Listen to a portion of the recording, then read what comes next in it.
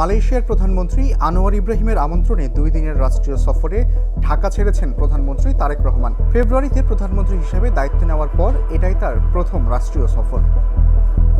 প্রধানমন্ত্রীর কার্যালয়ের verified Facebook পেজে দেওয়া এক পোস্টে জানানো হয়, রোববার দুপুর 2:45টায় হযরত শাহজালাল আন্তর্জাতিক বিমানবন্দর থেকে বিমান বাংলাদেশ এয়ারলাইন্সের একটি নিয়মিত ফ্লাইটে কুয়ালালামপুরের উদ্দেশ্যে যাত্রা করেন তারেক রহমান। সফর সঙ্গী হিসেবে রয়েছে তার সহধর্মিণী জুবাইদা রহমান। এছাড়াও অন্যান্যের মধ্যে পররাষ্ট্রমন্ত্রী খলিলুর রহমান, প্রবাসী কল্যাণ ও বৈদেশিক কর্মসংস্থান মন্ত্রী আরিফুল হক চৌধুরী, বিদ্যুৎ ও জ্বালানি প্রতিমন্ত্রী অনিন্দ্য ইসলাম অমিত, প্রতিরক্ষা উপদেষ্টা AKM শামসুল ইসলাম, পররাষ্ট্র বিষয়ক উপদেষ্টা হুমায়ুন কবির এবং শিক্ষা বিষয়ক উপদেষ্টা মাহাদি আমিন প্রধানমন্ত্রীর সফর সঙ্গী হয়েছেন।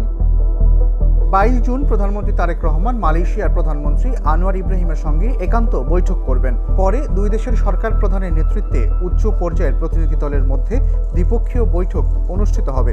আলোচনার ইস্যু হবে বাণিজ্য, বিনিয়োগ সম্প্রসারণ, জ্বালানি সহযোগিতা, হালাল অর্থনীতি, সেমিকন্ডাক্টর শিল্প, কৃষি, শিক্ষা ও জনযোগাযোগ।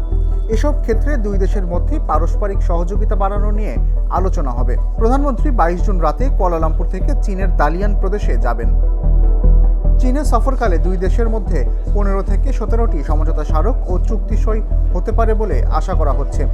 পররাষ্ট্র সচিব আসাদ আলম সিয়াম জানিয়েছেন, চীন সফরের প্রথম দিন বিকেলে WEF সম্মেলনে প্রধানমন্ত্রী climate leadership in shifting global landscape শীর্ষক অধিবেশনে প্রধান বক্তা হিসেবে বক্তব্য দেবেন। সন্ধ্যায় চীনের প্রধানমন্ত্রী লি কিয়াং আয়োজিত নৈশভোজে যোগ দেবেন তারেক রহমান।